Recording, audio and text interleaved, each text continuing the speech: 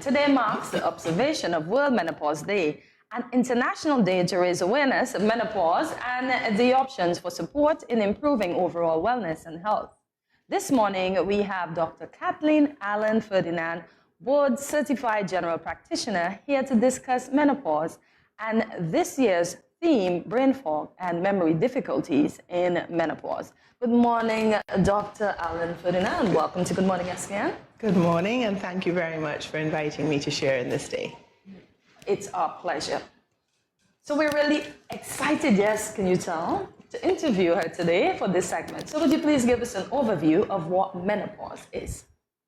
Well, that's an excellent first question, because menopause actually marks a point in a woman's life when, pardon me, when she ceases to have periods or the menstrual bleed for 12 months consecutively or more. And it marks the end of her reproductive cycle. Usually occurs around 50s, but it's a point.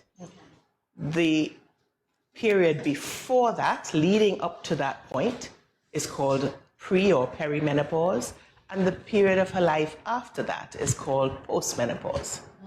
And you did say 50, so you see why I'm sticking to 50 being middle age? No.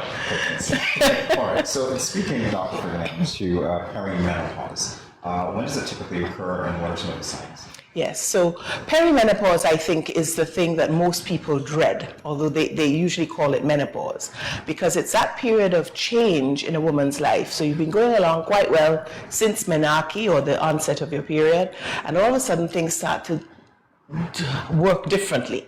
And that occurs because the estrogen levels, one of our hormones that we produce in significant quantities from puberty, those levels start to fall off.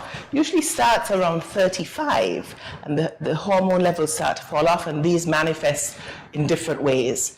The common ones, and there are hundreds of symptoms, but the common ones are irregular periods, hot flashes, particularly night sweats, mood swings, irritability, joint pains, headaches, and these become more and more frequent as the estrogen levels fall off, eventually leading to the point where you've had no period for 12 months, and then you say, at last.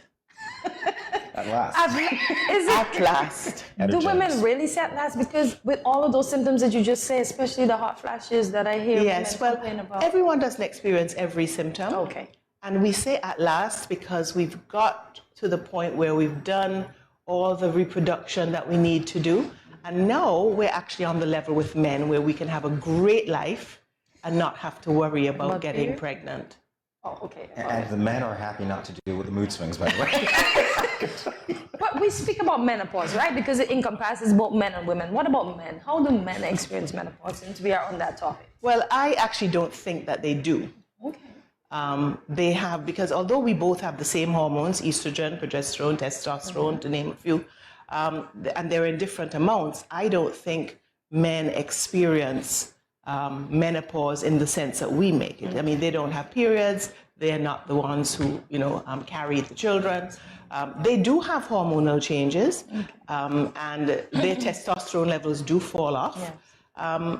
Many men just go and take testosterone because the idea of changing and becoming older is abhorrent to many. Okay. All right, so we're going to talk about the theme for this year, which is brain fog. I'm going to ask you what it means. And I love your facial expressions. All right, now how does this affect menopausal women? Yes, I'm not 100% sure what brain fog is.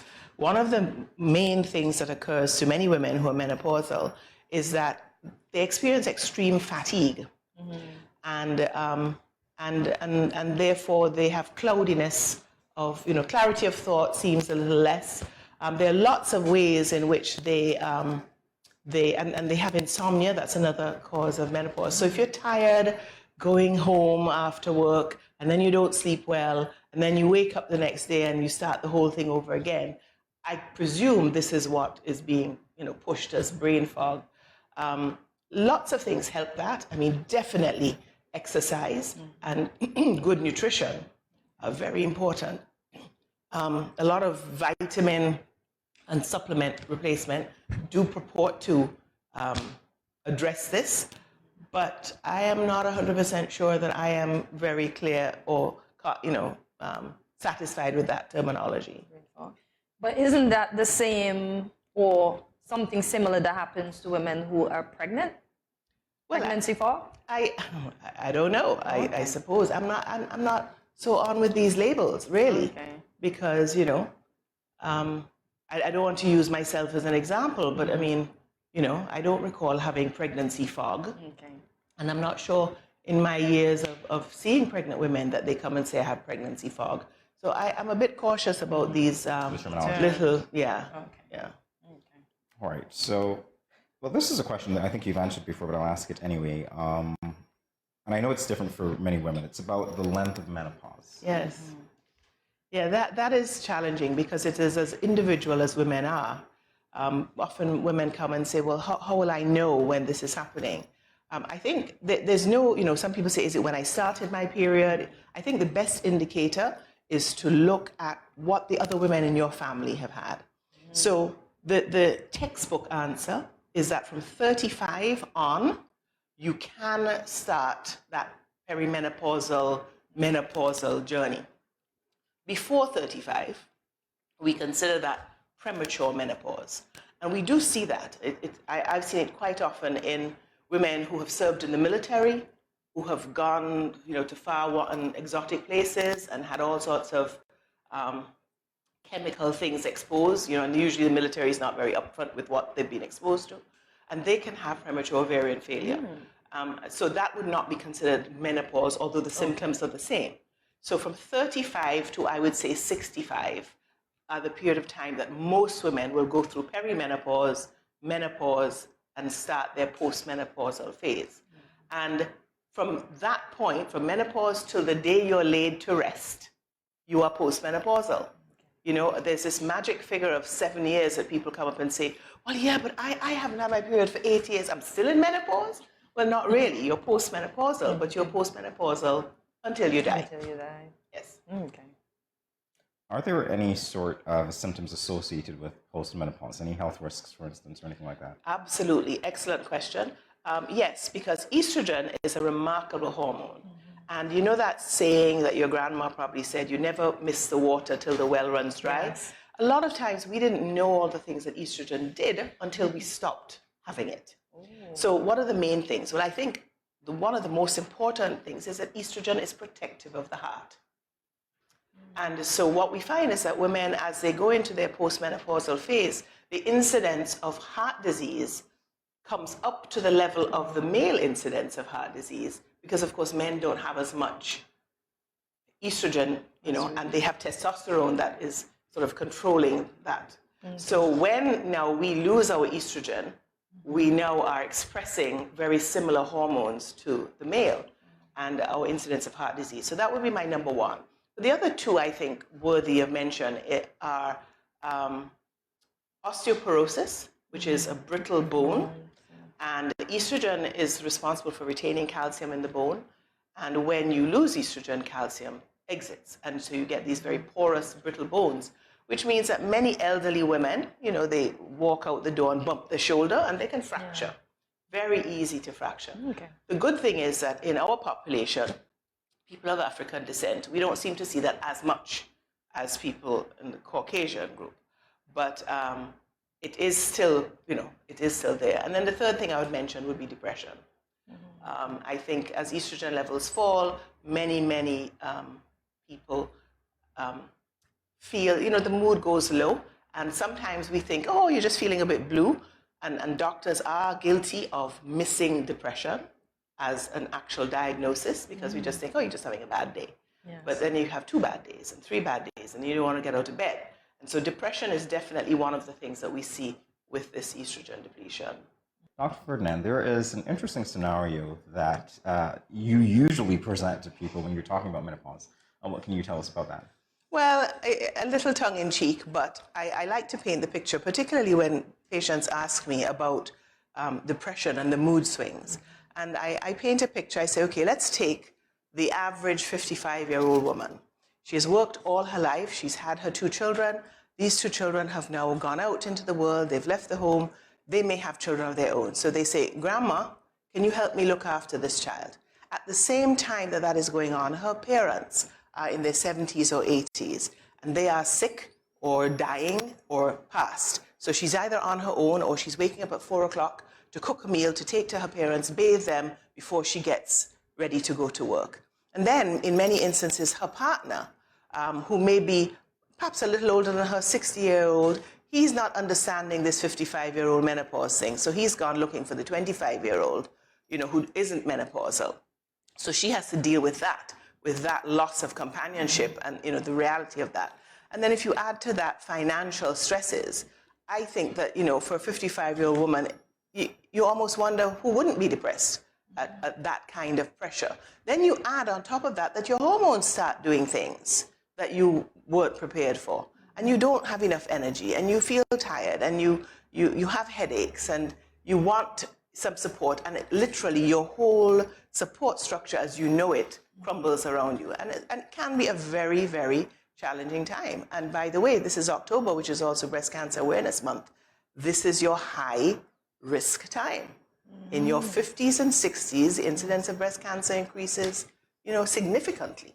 So it's a lot of health issues come into play, significant health issues, So it's a very challenging time, and the reality is not pretty. So, my conclusion is enjoy your life when you're younger. And I once had an elderly lady say to me, the only women who will not go through menopause are those who die young. And that's something that has buoyed me through my life a lot, because, I started the menopausal symptoms in the 40s, and it really helped me to stay focused and be grateful every day when I wake up, regardless of what the day is going to bring.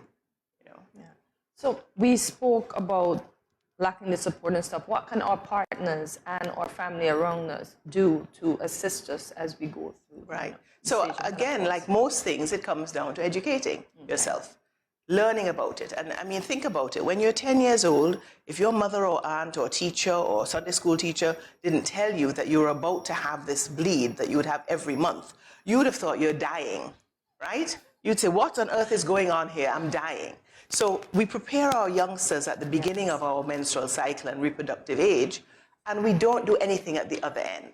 So part of it is programs like this, part of it is talking with your physician, part of it is talking with your girlfriends, your sisters, to see, hey, I'm experiencing this. Are you doing this? That's a very big part, because then the number of women who have said to me, oh my goodness, I thought I was going crazy. Now you're telling me other women go through this? Oh, that makes it so much better. There's definitely help in talking about it and preparing for it.